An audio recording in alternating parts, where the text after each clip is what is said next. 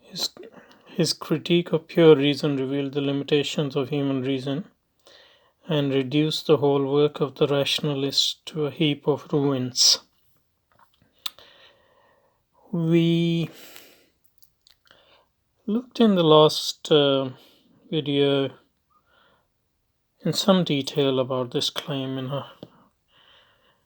several fallacies involved in this claims. So I want to start just reviewing some of the stuff we said last time, and then move on to the next topic or the next sentence. So there were two things we said last time regarding these claims. First was that Kant's philosophical revolution wasn't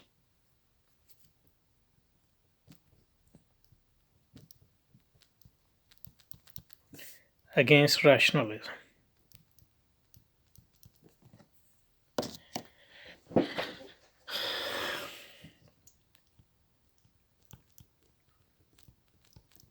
As such, in fact, one of the professed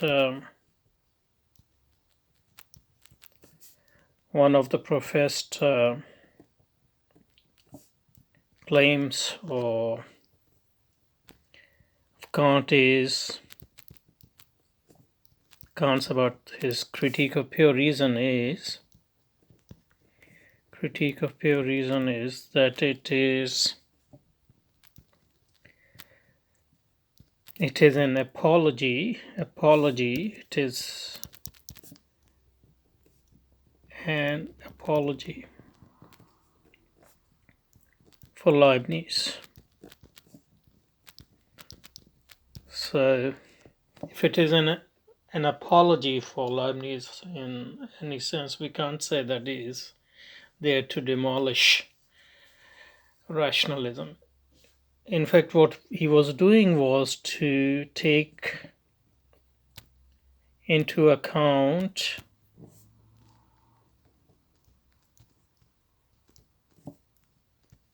some of the important objections raised by Hume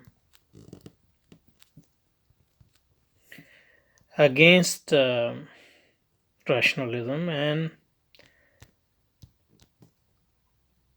critique of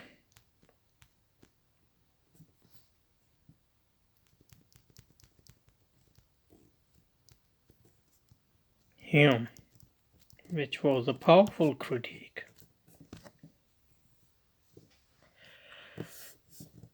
And take into account Hume's critique of pure reason, rationalism.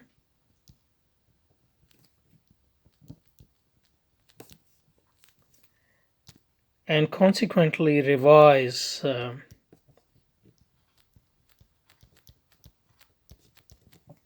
rationalism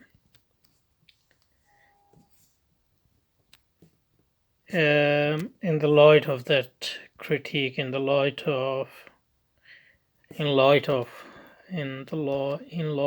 that critique.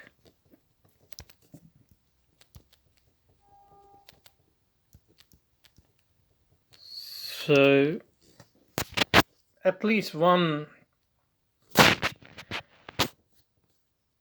legitimate way to look at Kant's work in critique of pure reason is to read it as a response to Hume's critique of rationalism and revise rationalism. And obviously in revision you give some ground, but you retain some ground as a consequence of it.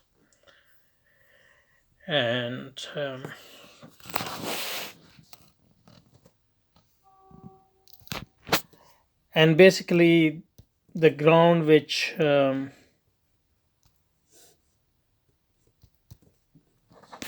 Kant conceded to Hume was that reason doesn't have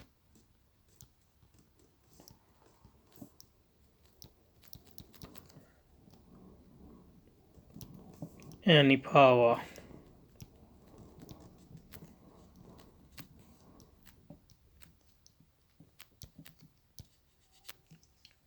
reason doesn't have any power to provide us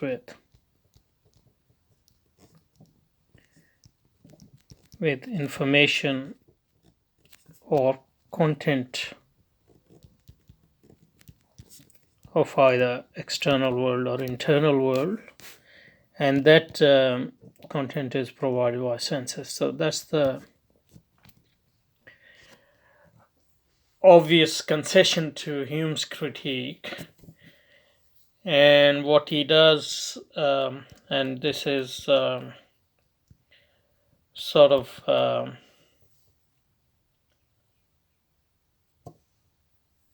expressed in his abandonment of the rationalist conception of the power of reason to intuit or to see.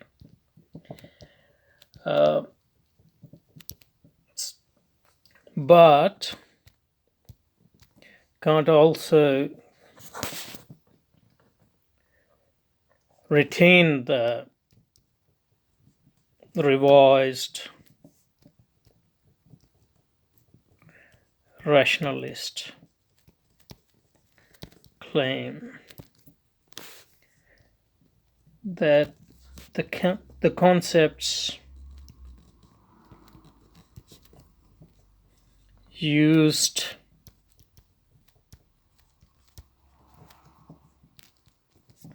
to turn the information or the content provided by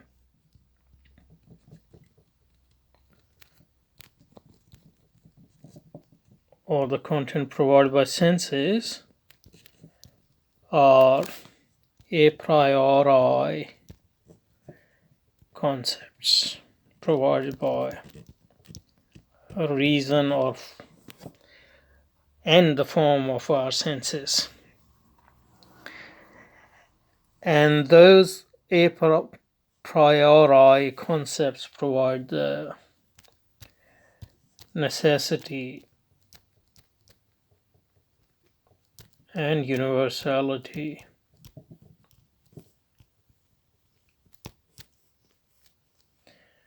of our concepts. Thus, he rejected Hume's claim that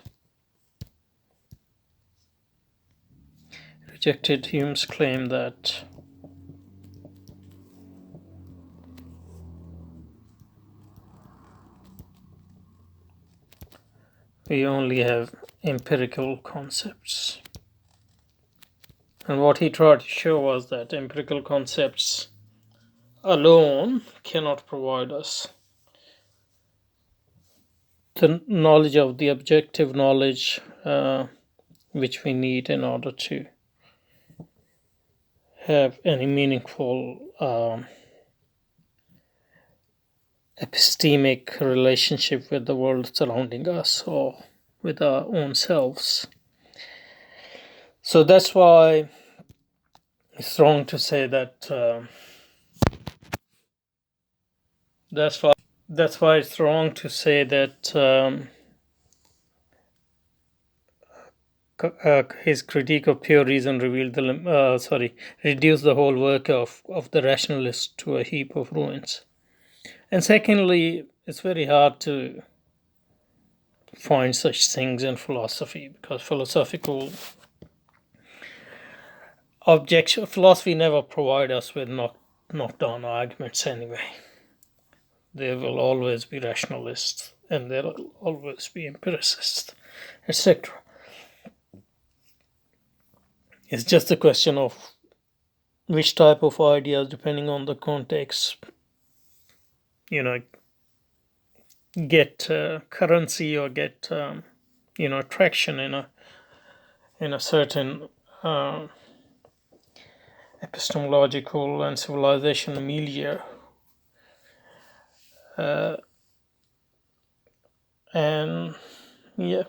But more important was our claim that critique of pure reason doesn't reveal the limitations of human.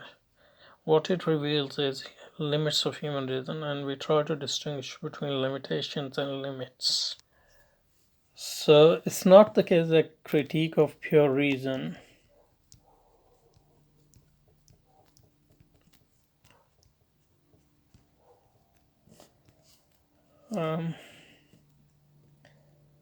reveal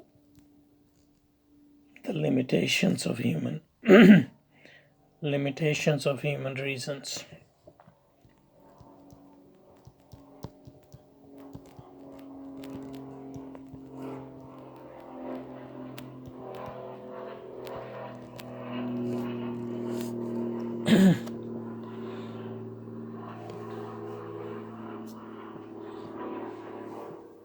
Limitations of human reason, and what we said was that we should distinguish between limitations and limits.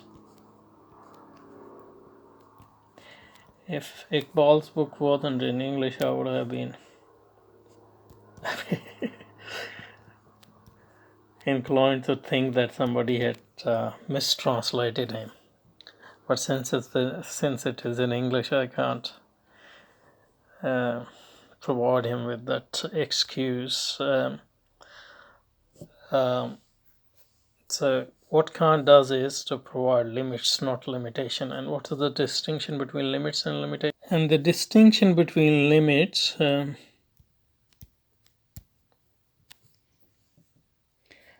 limitations is, limits is a technical term. Limits is a technical term. And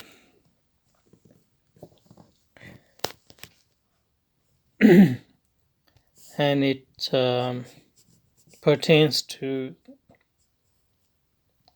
theoretical knowledge only. And what it says is, with theoretical knowledge,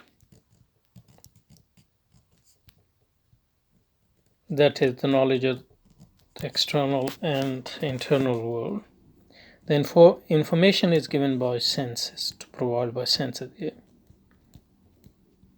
One of the senses provide me information about my inner goings as well as what is around me, and the reason provide concepts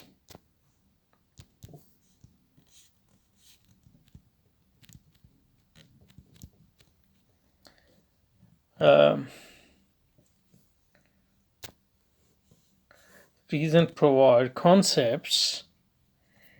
with the combination of concepts we get knowledge.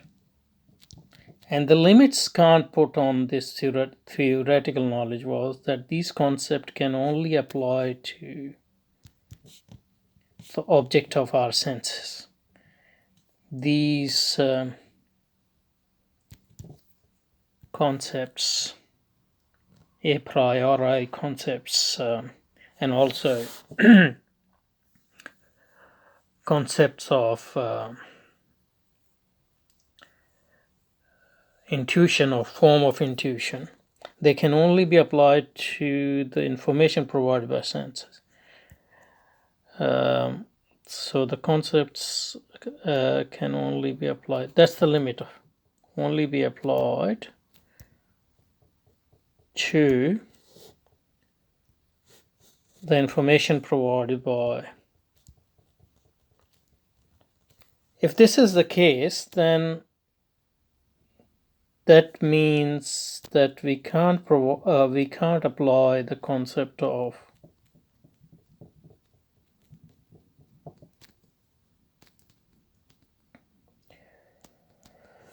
cause and effect, for example,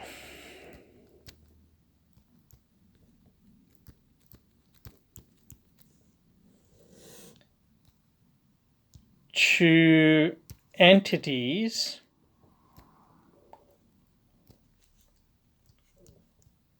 or the world which is beyond the reach of our senses. So that's why you can't apply to God or to our non-empirical self the concept of cause and effect, for example.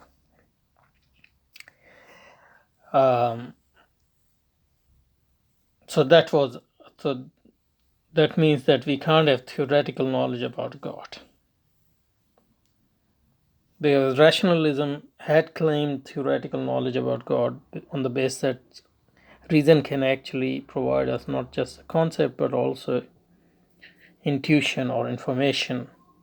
But since Kant has rejected that under the influence of Hume, and if our concepts have this limit that they can only be applied to the objects of our sense experience, whether it is outer or inner sense experience, object of outer or inner senses, then it means that we can't have knowledge of God or our own self. So that's the limits of reason. But by putting those limits, Kant wasn't trying to put limitations on reason as such.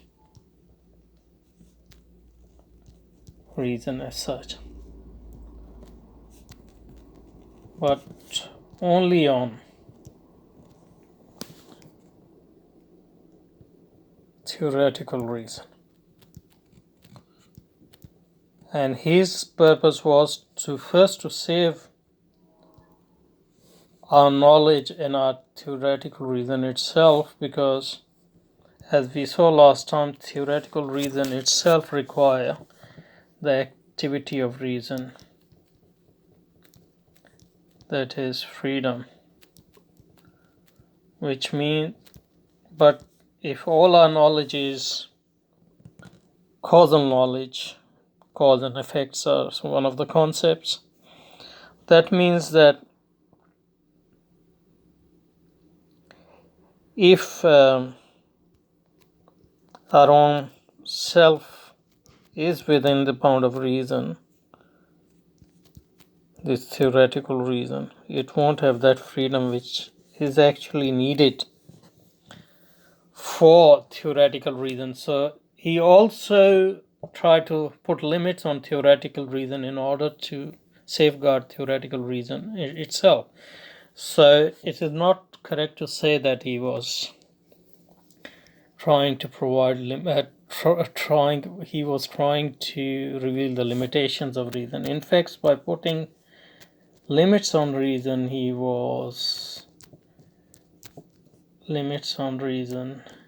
that is pure reason, he was firstly safeguarding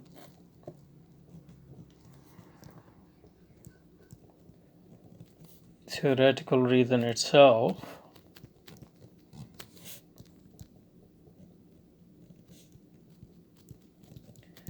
and secondly, he was also opening up a space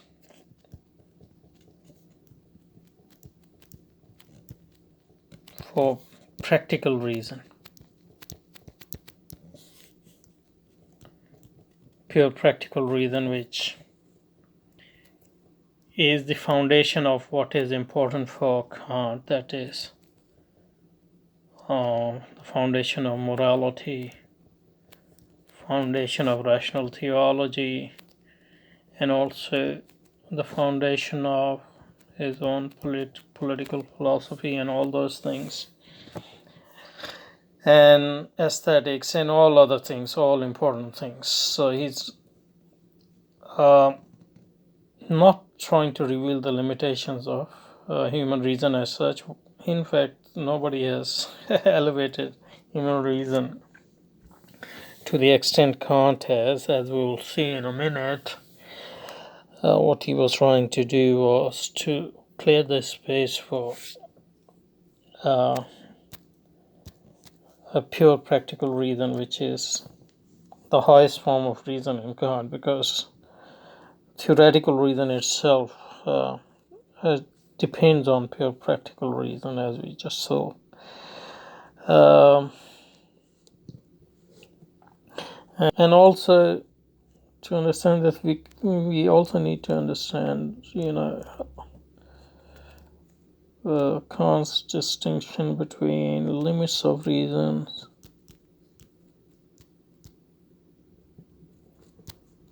and boundaries of reason.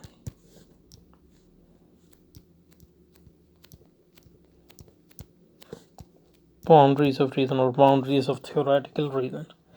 I made a separate video on that, so you can have watch that. But just to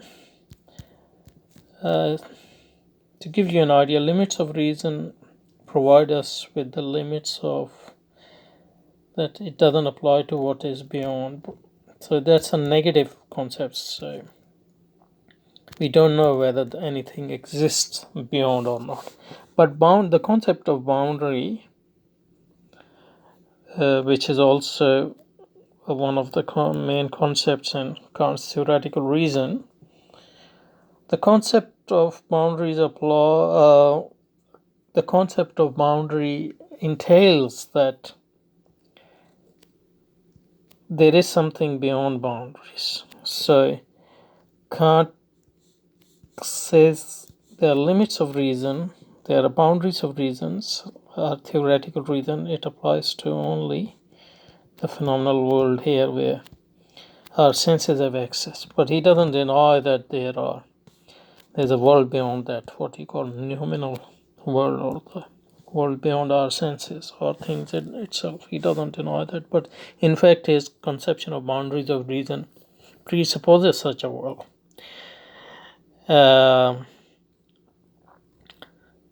So in putting these limits to theoretical reason, he actually also establishes, in a sense, the reality of the world beyond that, which cannot be accessed through pure reason, but would be able to access through pure practical reason in its own way.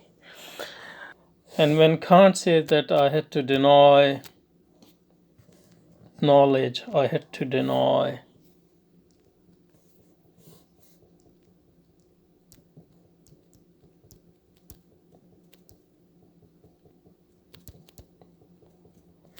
knowledge in order to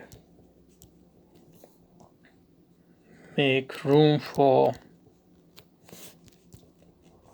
faith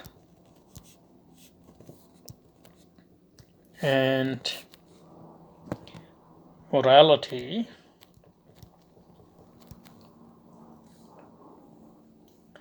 what he means is what I just said: deny knowledge, that is, limit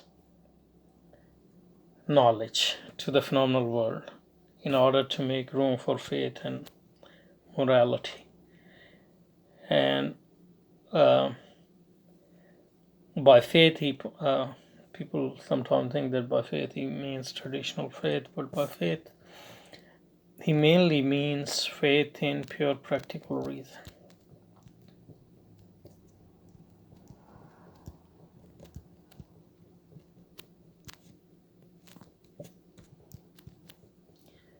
Or sometimes people call it Kant's moral faith,